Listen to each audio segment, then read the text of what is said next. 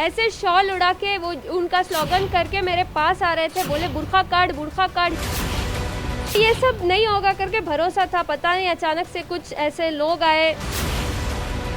Proud to be an Indian citizen, but ये चंद लोग हैं जो ऐसे क्रिएट कर रहे हैं। इंशाल्लाह सब ठीक हो जाएगा। मुस्कान मेरे साथ है और कल जो वाकया हुआ है उस पे वो बेटी जो डरी नहीं, जो पीछे नहीं हटी और जिसने अपनी बात बुलंदी से रखी, मुस्कान इस वक्त मेरे साथ है। सीधे मुस्कान से बात करते हैं कि मुस्कान, कल से लेकर आज तक कर्नाटक से जो आवाज निकली है वो आज की तारीख में पूरे देश में पहुंच चुकी है और विदेशों में भी इसकी चर्चा हो रही है। भारत में दो तरह से इसको प्रेजेंट करने की कोशिश की जा रही है, आप कैसे देखते हैं और कल क्या घटना हुई थी वो जरा आप हमें बताइए। मैं कल एज यूजुअल जैसे कॉलेज को जाते हैं मैं वैसे कॉलेज को गई थी। वहाँ बाहर ही लड़के मुझे ग्रुप बना के बोल रहे थे कि तुम बुर्खा नहीं पहन सकती, अगर तुम बुर्खा पहनी तो कॉलेज के अंदर नहीं जाना, इतना इंटरेस्ट है तुम्हें बुर्खा पहनने का तो वापस घर को चले जाओ। ऐसे हमें ब्लैकमेल कर रहे थे, अटैक कर रहे थे। फिर भी मैं अंदर गई, फिर गाड़ी पार्क की, फिर जब मैं आ रही थी मैं सोची क्लास को ऐसे ही चले जाऊं, लेकिन वो लड़के शॉल लेके मेरे मुंह पे सब आके वो नारा लगा रहे थे, जय श्री राम स्लोगन लगा रहे थे और मुझे बोल रहे थे तू इधर से चले जा, बुरखे में यू आर नॉट अलाउड करके मुझे ऐसे कर रहे थे। अच्छा, आप जिस कॉलेज में पढ़ती हैं वहां पर सेकेंड ईयर है या ग्रेजुएशन आपका, 2 सालों में कभी ऐसा हुआ था कि कभी आपको रोकने की कोशिश? कभी नहीं, मेरा खुद का प्रिंसिपल, लेक्चर सब मेरे साथ है, सब मुझे प्रोटेक्ट कर रहे हैं, सपोर्ट कर रहे हैं। ये थोड़े बहुत आउटसाइडर्स जो आके ऐसे तमाशा कर रहे हैं। अच्छा, जो लोग कल प्रोटेस्ट कर रहे थे, आपके बुर्के और आपके हिजाब पर सवाल खड़े कर रहे थे, क्या आप उसमें से कुछ लोगों को जानती थी, पहचानती थी? उस कॉलेज के स्टूडेंट्स हैं या सारे के सारे आउटसाइडर्स थे? मैं किसी को पहचानती नहीं थी, सारे के आउटसाइडर्स नहीं थे, थोड़े बहुत कॉलेज के थे, थोड़े बहुत ज़्यादा आउटसाइडर्स थे, लेकिन थोड़े बहुत कॉलेज के भी थे जिनको भड़काया जा रहा है कि ऐसे सब कुछ क्रिएट कर रहा है, उन तमाशे कर रहे हैं सब लोग तमाशा करने की कोशिश कर रहे हैं। आपने सवाल नहीं की कि अगर मुझे कॉलेज मेरा कहता है, ये कॉलेज का नियम आ जाएगा, कोर्ट का फैसला आ जाएगा तो हम उसका पालन करेंगे, लेकिन एक आउटसाइडर, एक स्टूडेंट को यह हक किसने दिया कि वो तय करेगा कि आप हिजाब पहनेंगी नहीं पहनेंगी, आप बुर्का पहनेंगी या नहीं पहनेंगी? आपने सवाल नहीं किया उनसे? सर, मुझे सवाल करने का मौका तक नहीं दे रहे थे। वो ऐसे क्राउड में मुझे अटैक, 40 से 50 लोग थे, मैं अकेली लड़की, मैं जा रही थी, ऐसे शॉल उड़ा के वो उनका स्लोगन करके मेरे पास आ रहे थे, बोले बुर्खा काट हिजाब काट, ऐसे मुझे धमका रहे थे, लेकिन हमने नहीं हारा। अच्छा, तो जब 30-35 लोग एक अकेली लड़की को, आप ऐसा भी नहीं कि आपकी उम्र बहुत ज्यादा है, आप 20 साल के आसपास आपकी उम्र है, अकेली लड़की को जब घेर कर इस तरह से आपको परेशान करने की, आपको डोमिनेट करने की कोशिश कर रहे थे, आपको एक वक्त के लिए भी डर नहीं लगा? नहीं, क्यों डरना, जब हम हमारे सही इसमें है तो क्यों डरना? ये मेरा राइट है, मेरे प्रिंसिपल ने कुछ नहीं कहा, मेरे लेक्चर ने कुछ नहीं कहा, तो ये होते कौन है जो हमको क्वेश्चन करें? तो मुझे डरना है। तो अगर आपका कॉलेज, कल को ये रूल बनता है यहाँ पे, अगर आपका कॉलेज, आपका प्रिंसिपल, आपके जो एडमिनिस्ट्रेशन है वो ये एक रूल बनाएगा, तो क्या मुस्कान इस रूल को फॉलो करने के लिए तैयार है? सर, रूल नहीं, हम ऑर्डर को वेट कर रहे हैं, हाई कोर्ट का ऑर्डर। मुझे यकीन है इंडियन कॉन्स्टिट्यूशन कभी किसी के अगेंस्ट नहीं जाएगा, they don't go against the religions, so हम बिलीव कर रहे हैं, हम ट्रस्ट कर रहे होंगे उनको। अच्छा, आपका मुद्दा अब सिर्फ कर्नाटक का मुद्दा नहीं, देश में बहस छिड़ चुकी है और राजनीतिक पार्टियों की रैलियों में भी, चाहे वो प्रियंका गांधी हो, चाहे तमाम नेता हो, अब आपका नाम ले रहे हैं और इस घटना का जिक्र कर रहे हैं। आप कैसे देखते हैं, क्या इस घटना का राजनीतिकरण जैसा हो रहा है वैसा होना चाहिए? आप इस बात से सहमत हैं या आप असहमत हैं और आप चाहते हैं कि इस घटना का राजनीतिकरण ना हो? मैं लड़ रही हूँ मेरे राइट के लिए, मेरे एजुकेशन के लिए। इसको लेके कुछ मतलब कम्युनलिज्म कर रहा है, हिंदू मुसलमान के बीच में कर रहा है। Please, a humble request for everyone, do not create this. I am not standing for any communalism, I am just standing for my education, for my rights. इसको 2 धर्मों के बीच में बांटने की कोशिश की जा रही है, उन लोगों को क्या जवाब देंगी? फिर मैं कुछ और आपसे सवाल पूछूंगा। नहीं, मतलब नहीं करना वो सब, it's not good. I am just fighting for my rights, for my education. ये लेके तमाशा कर रहे हैं, स्टेटस में डाल रहे हैं, ऐसे कुछ बहुत भड़का रहे हैं, इनकरेज कर रहे हैं हिंदू और मुसलमान के बीच, ऐसे मत करिए, ऑल आर इक्वल। क्या कहना चाहेंगे जो लोग इस खाई को पैदा करना चाह रहे हैं इन दोनों धर्मों के लोगों के लिए? और एक सवाल ये कि इस पूरे मामले में पाकिस्तान की एंट्री हो चुकी है, पाकिस्तान इस घटना को ऐसे प्रोजेक्ट कर रहा है जैसे भारत में बेटियां सुरक्षित नहीं है। भारत की बेटी जिसने ये देखा है, वो बेटी क्या सोचती है, वो बेटी पाकिस्तान को कैसे जवाब देगी? ये इंडिया की कंट्रोवर्सी है। मुझे तो भरोसा है हाईकोर्ट कभी ये इंडियन कॉन्स्टिट्यूशन के अगेंस्ट नहीं जाएगा। ये हमारा मामला है ना, तो हम अच्छा कर लेंगे, इंशाल्लाह सब ठीक हो जाएगा। जिस तरह से प्रोजेक्ट कर रहा है, पाकिस्तान को कैसे जवाब देंगे और करारे शब्दों में कैसे जवाब देंगे?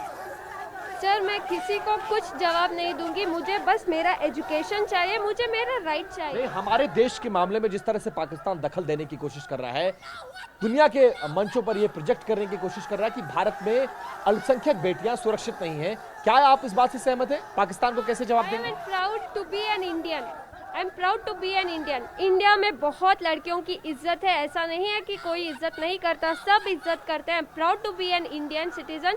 बट ये चंद लोग हैं जो ऐसे क्रिएट कर रहे हैं, इंशाल्लाह सब ठीक हो जाएगा। पाकिस्तान को हक है इस मामले में इस तरह से दखल देने का? आप कहेंगे कि वो अपने देश के बारे में सोचे, भारत के बारे में ना सोचे?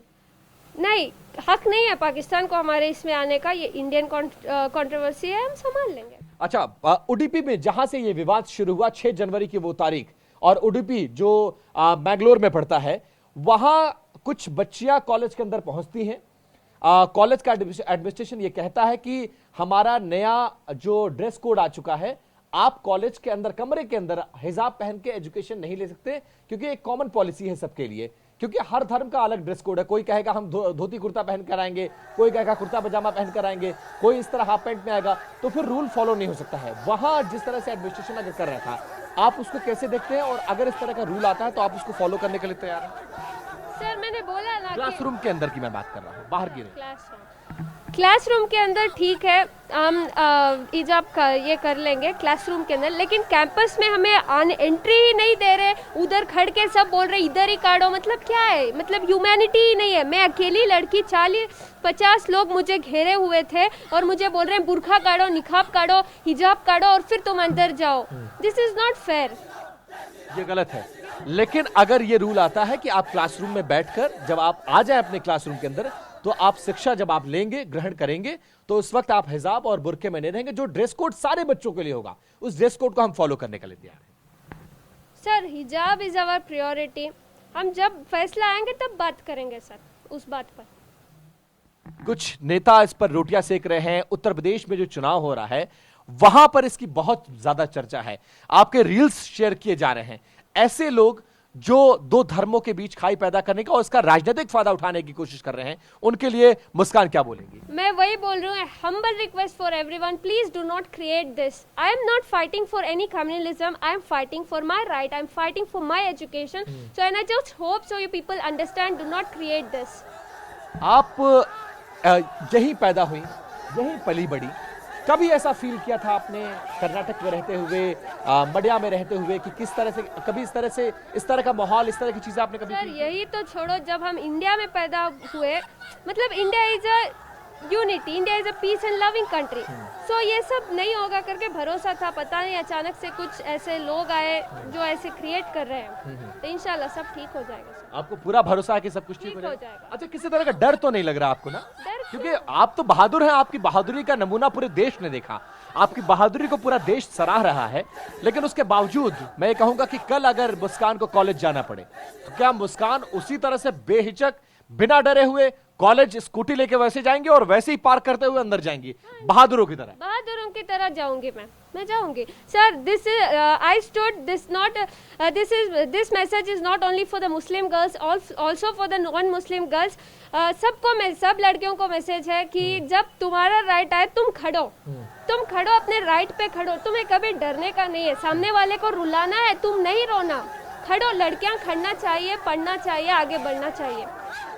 बहुत अच्छी बातें आप कर रही हैं, और आपका वीडियो जो हिंदुस्तान के हर घरों में पहुंच रहा है, और हर घर में जहां बेटी है वो आपके वीडियो को जरूर देख रही है, और आपके वीडियो देखकर लोगों को हिम्मत मिल रही है।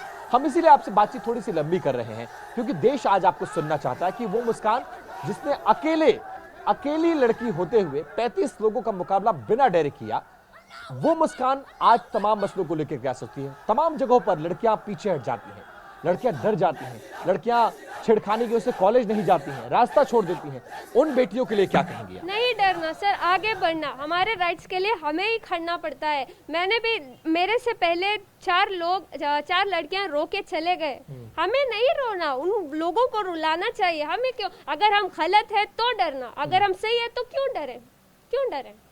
बिल्कुल डरना नहीं चाहिए। अच्छा, कल जब ये घटना हुई उसके बाद आप अपने कॉलेज में चली गई, क्लासरूम में चली गई, वो वीडियो तो सबने देखा, उसके बाद क्या हुआ और आपने घर आई तो अपने पेरेंट्स को आपने क्या बताया, मोहल्ले में क्या बताया, और जब ये वीडियो वायरल हुआ कल से लेकर आज तक क्या बदल गया है? बहुत कुछ बदल गया है। मेरा फादर उधर ही था, मतलब जैसे घटना बची और टीवी में सब देखा, मेरा फादर उधर ही आया। सब बाद में पुलिस सब भी आई, मुझे अच्छा सिक्योरिटी मिली, पुलिस सब मेरे घर के पास ही थी, मुझे अच्छी सिक्योरिटी मिली, मुझे सब ने हिम्मत दी, सब अच्छा हुआ।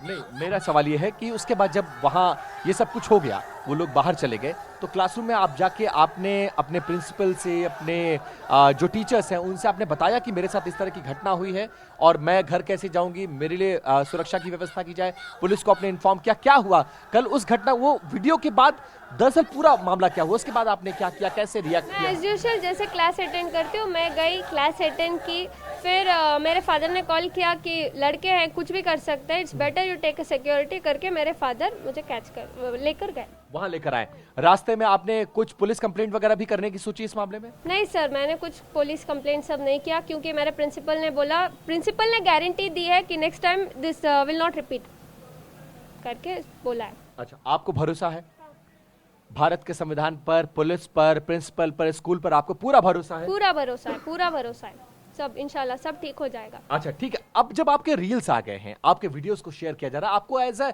इंस्पिरेशन, यूथ आइकॉन की तरह देखा जा रहा है, आप उन लड़कियों के लिए एक तो मैसेज, और कल से लेकर आज तक क्या बदला? कल तक मुस्कान एक सामान्य पढ़ने वाली लड़की थी जो ग्रेजुएशन में पढ़ती थी, सुबह अपना स्कूटी उठाया और कॉलेज को चले गए, शाम को घर आए, खाना पीना खाया, अपनी पढ़ाई की। कल से लेकर आज तक क्या बदल गया है? अब लोग आपसे मिलने आ रहे हैं, बस ठीक है, अंतिम 2 सवाल। Thank you. बस यही अंतिम सवाल का जवाब दीजिए, फिर हम आपसे विदा लेंगे। कल से लेकर आज तक क्या बदला है?